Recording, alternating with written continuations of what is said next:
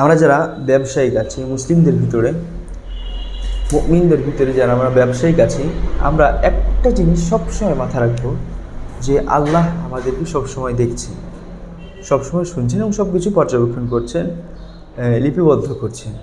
এই জিনিসগুলো যদি আপনার মাথায় থাকে, আপনি কখনো একজন কাস্টমারকে ঠকাতে পারবেন না। আপনার অন্তরে সাহস কখনোই আসবে না যদি আপনি প্রকৃত অর্থে একজন আল্লাহ ভীরু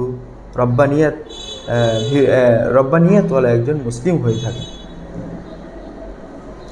আল্লাহ সুবহানাহু ওয়া তাআলা ব্যবসায়িকদের উদ্দেশ্য করে আল্লাহ সুবহানাহু ওয়া তাআলা বলছেন, ওয়াইলুল লিল মুতাফফিফিন,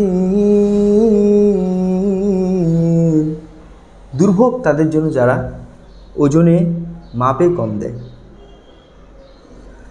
আল্লাযীনা ইযা ইক্তালু আন-নাসি ইস্তাওফুন, যখন তারা মানুষদের কাছ থেকে মেপে নেয়, ওজন করে নেয়, তখন পরিপূর্ণভাবে নেয়। এখানে ব্যবসায়িকদের উদ্দেশ্য করে বলা হয়েছে, যারা পাইকারি কেনার সময় সব কিছু কেনে, তখন তারা পূর্ণভাবে মেপে ওজন করে নেয়। এরপর আল্লাহ সুবহানাহু ওয়া তাআলা কী বলছেন, সম্পূর্ণ বাস্তবতাটা আল্লাহ সুবহানাহু ওয়া তাআলা উল্লেখ করেছেন। وَإِذَا كَالُوهُمْ أَوْ وَزَنُوهُمْ يُخْسِرُونَ, অতঃপর তারা যখন ওজন করে মাপ করে দেয়, তখন তারা মাপে কম করে দেয়। এইটাই হচ্ছে ব্যবসায়িকদের টেকনিক, যেটা আল্লাহ সুবহানাহু ওয়া তাআলা অপছন্দ করেন এবং যাদের ব্যাপারে আল্লাহ সুবহানাহু ওয়া তাআলা দুর্ভোগের কথা উল্লেখ করেছে। সম্পূর্ণ বাস্তবতা এটাই, বর্তমান সমাজে আমরা এটাই দেখছি।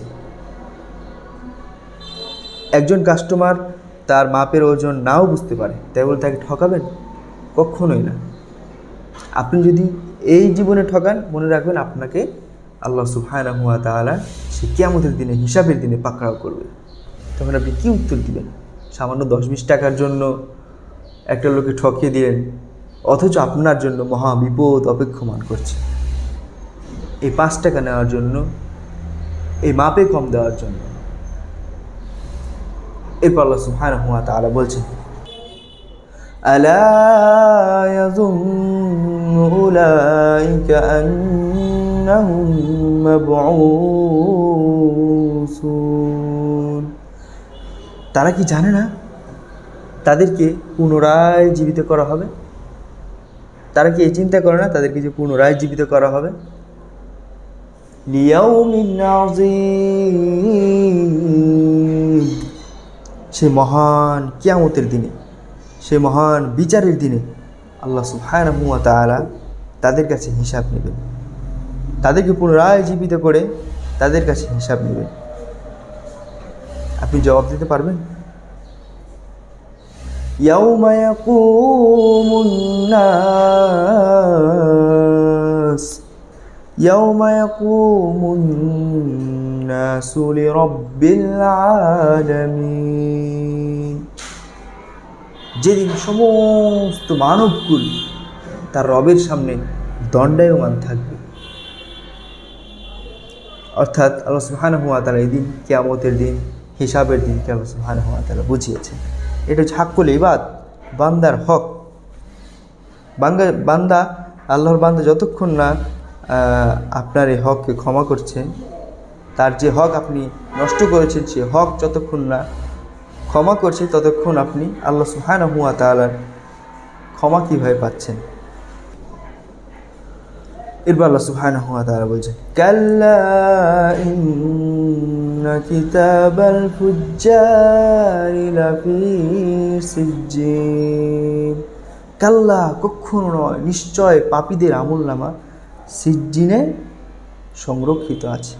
এরপর আল্লাহ সুবহানাহু ওয়া তাআলা বলছেন, ওয়ামা আদরাকা মা সিজ্জিন, আর তুমি কি জানো সিজ্জিনটা কি?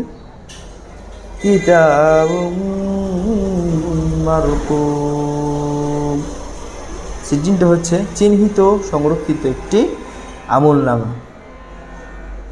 যেদিন মানুষ ভয়ে ভয়ে থাকবে। সন্তান তার বাপকে চিনবে না, বাপ তার সন্তানকে চিনবে না, মা তার সন্তানকে চিনবে না, জন্মদাতা মা তার সন্তানকে চিনবে না। সেই দিন কেমন অবস্থা হতে পারে একটু রিয়েলাইজ করতে হবে আপনাকে। আর সেই দিন যদি আল্লাহ সুবহানাহু ওয়া তাআলা আপনাকে পাকড়াও করেন, পুঙ্খানুপুঙ্খানুভাবে আপনার হিসাব নিন, আপনি রেহাই পাবেন, আপনি জান্নাতে যেতে পারবেন মানুষের হক মেরে। মনে রাখবেন, মৃত্যুর পূর্বে আমাদেরকে আল্লাহ সুবহানাহু ওয়া তাআলার কাছে ক্ষমা চাইতে হবে, তবেই আল্লাহ সুবহানাহু ওয়া তাআলার ক্ষমা আপনি পাবেন। নচেত সেই ভয়াবহ দিনটি কেমন হবে আপনাদেরকে সূরা কিয়ামার এই আয়াতটা আপনাদেরকে শোনায়। আল্লাহ সুবহানাহু ওয়া তাআলা বলেন, ইয়াকুলুল ইনসানু ইয়াওমাইযিন আইনাল মাফার। সেদিন মানুষ একে অপরকে জিজ্ঞেস করবে, হায় হায় আমাদের পালাবার জায়গা কোথায়? কিন্তু সে কি পালাতে পারবে? কখনোই পারবে না। আল্লাহ সুবহানাহু ওয়া তাআলা প্রত্যেকটা বান্দার প্রত্যেকটা বান্দার পুঙ্খানুপুঙ্খানুভাবে হিসাব নেবে। তবে যদি নামাজের হিসাব ঠিক থাকে, আল্লাহ সুবহানাহু ওয়া তাআলা বাকি হিসাবগুলো সহজ করতে পারেন। আল্লাহ সুবহানাহু ওয়া তাআলা আমাদেরকে সকল পাপ থেকে হেফাজত করুন এবং আমাদের সকল ব্যবসায়ী ভাইদেরকে, ব্যবসায়ী ছাড়াও যারা বিভিন্ন মাপ ওজন দিয়ে থাকি, সঠিক মাপ দেওয়ার জন্য তৌফিক দান করুন। আল্লাহুম্মা আমিন।